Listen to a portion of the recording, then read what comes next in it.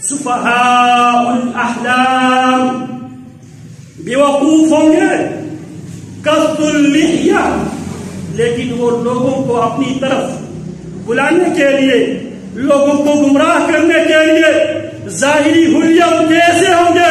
قصد اللحیہ، گنی داڑھی والے، مشبر الازار، اور کپڑوں کو اپنے ٹخنوں سے اوپر نصف پنجلی تک کپڑے رکھنے والے،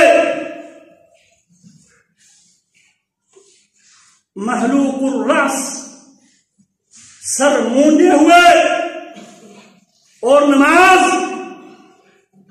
ایسے پڑھیں گے، میرے نبی فرماتے ہیں یحقر احدکم صلاته مع صلاتهم وصيامه مع صيامهم، ان کی نمازیں دیکھ کر نبی صحابہ سے کہہ رہے ہیں، پیارے پیغمبر کن سے کہہ رہے ہیں؟ صحابہ سے۔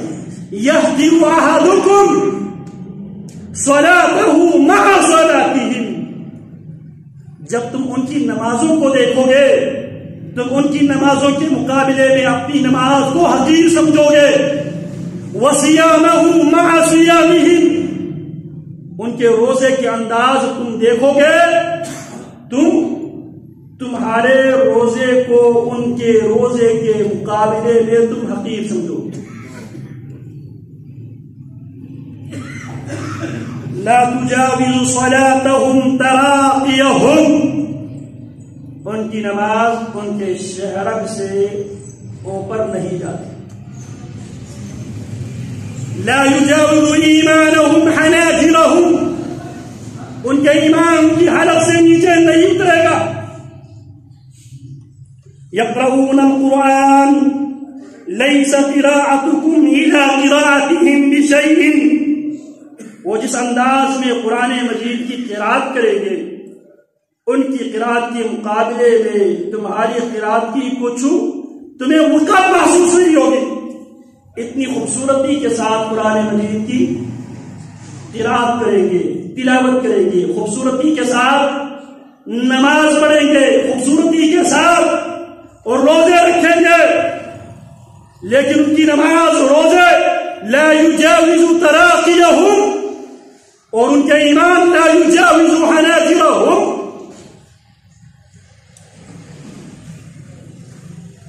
یہ بات یاد رکھنا، ہر رفع الیدین کرنے والا، ہر سینے پہ ہاتھ باندھنے والا، ہر فاتحہ خلف الامام کہنے والا، ہر گنی داڑھی رکھنے والا، ہر کپڑے نصف پنجلی پہ رکھنے والا، ہر مصنون طریقے سے نماز پڑھتے ہوئے دیکھنے والا، اس کا سلفی منہج سے، اہل الحدیث منہج سے کوئی تعلق نہیں ہے۔ بظاہر آپ کو یہ سلفی نظر آئیں گے، یہ فروعی اعتبار سے سلفی ہے، عقائد کے اعتبار سے خوارجی اور تکفیری ہے۔ خوارجی سے، تکفیریوں سے ہمارا کوئی تعلق نہیں ہے۔ ہم اہل السنہ ہے، اہل الحدیث ہے، سلفی منہج کے ماننے والے ہیں، عقیدے میں، عمل میں، معاملات میں، عبادات میں، اخلاق میں، آداب میں۔ اگر جس کا عقائد سلفی منہج کے مطابق ہو، عبادات سلفی منہج کے مطابق ہو، معاملات سلفی منہج کے مطابق ہو، اخلاقیات سلفی منہج کے مطابق ہو، وہ ہے سلف صالحین کے منہج پر۔ جو بظاہر کچھ کام کرتے ہو اور کچھ کام چھوڑتے ہو، اس سے ہمارا کوئی لینا دینا نہیں ہے۔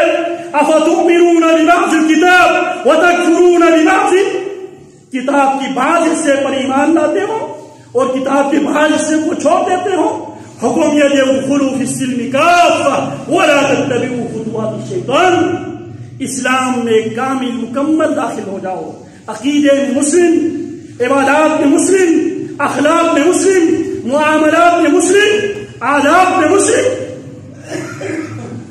میں اس لیے عرض کر رہا ہوں، پہلے صرف TTP تحریک طالبان پاکستان یہ وہ ورژن ہے جو ہاتھ پیٹ پہ باندھنے والے، رفع الیدین نہ کرنے والے، اور دوسرا جو شام عراق سے چلا داعش، IS Islamic state of Iraq شام، دولت داعش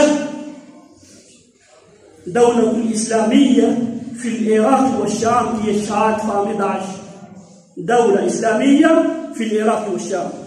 اب وہ لوگ رفع الیدین کرتے ہیں، ہاتھ سینے میں باندھتے ہیں، آمین بالجہر کے قائل ہے، لیکن فروع میں یہ سلفی ہے، منہج میں یہ خوارجی ہے۔ خوارج کی عقیدہ اور منہج کو سمجھنا ضروری ہے۔ خوارج کی عقیدہ اور منہج کو سمجھنے کے لیے ہمیں بنیاد سے دیکھنا پڑے گا۔ ایمان بنیاد ہے۔ اہل السنہ کے نزدیک ایمان کے 3 بنیادی شرطیں ہیں۔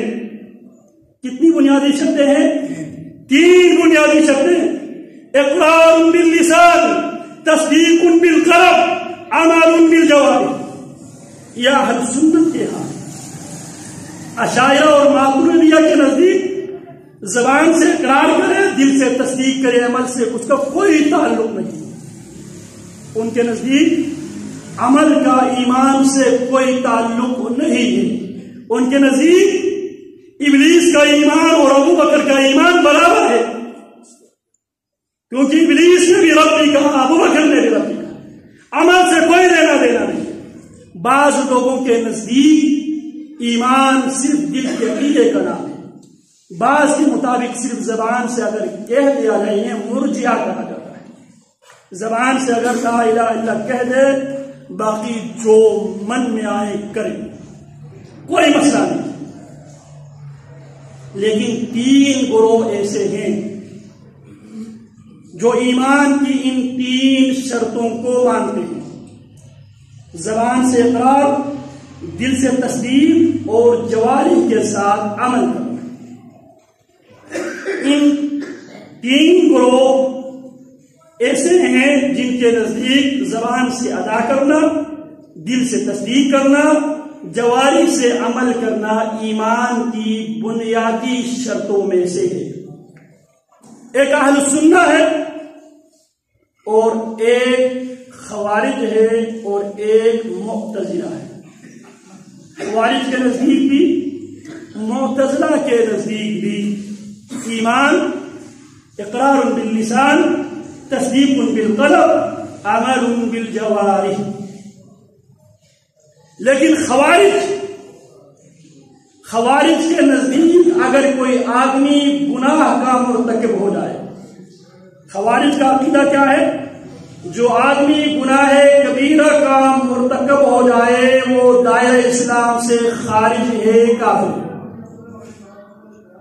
معتزلہ کا عقیدہ یہ ہے اگر کوئی آدمی گناہ کبیرہ کا مرتکب ہوتا ہے وہ دائرہ اسلام سے نکل جاتا ہے، لیکن کفر میں داخل نہیں ہوتا۔ ان کے ہاں ایک اصطلاح ہے، اسے کہا جاتا ہے منزل بین المنزلتین۔ منزل بین المنزلتین، یہ ایمان سے نکلا ہے اور کفر میں داخل نہیں ہوا، ایمان اور کفر کے بیچوں بیچ میں۔ خوارج کیا کہتے ہیں؟ جو آدمی کبیرہ گناہ کا مرتکب ہو جائے وہ دائرہ اسلام سے خارج ہوتا ہے، وہ کافر ہوتا ہے۔ معتزلہ کیا کہتے ہیں؟ جو گناہ کبیرہ کا مرتکب ہو جائے وہ ایمان سے تو نکل جاتا ہے لیکن کفر میں داخل نہیں ہوتا۔ ایمان اور کفر کے درمیان منزل بین المنزلتین۔ جبکہ اہل السنہ والجماعہ کا عقیدہ یہ ہے جو آدمی گناہ کا مرتکب ہوتا ہے وہ ایمان کی حالت میں رہتا ہے لیکن وہ فاسق اور فاجر ہوتا ہے۔ اہل سنت کا عقیدہ کیا ہے؟ جو گناہ کبیرہ کا مرتکب ہو جائے وہ دائرہ اسلام میں ہوتا ہے لیکن وہ فاسق اور فاجر ہوتا ہے۔ خوارج اس کو دائرہ اسلام سے خارج، معتزلہ اس کو اسلام سے خارج، کفر سے باہر سمجھتے ہیں۔ اب خوارج اور معتزلہ یہ بات بھی اچھی طرح ذہن نشین کر لیں، مسلم ریاستوں کے خلاف مسلح بغاوت، مسلح جدوجہد یہ دنیا میں 3 مسلمان فرقوں کے عقیدے کا حصہ ہے۔ 3 فرقوں کا عقیدہ ہے مسلم حکمرانوں کے درمیان، مسلم حکمرانوں کے خلاف مسلح جدوجہد کرنا، ریاست کے اندر ریاست قائم کرنا، یہ 3 گمراہ فرقوں کا نظریہ ہے۔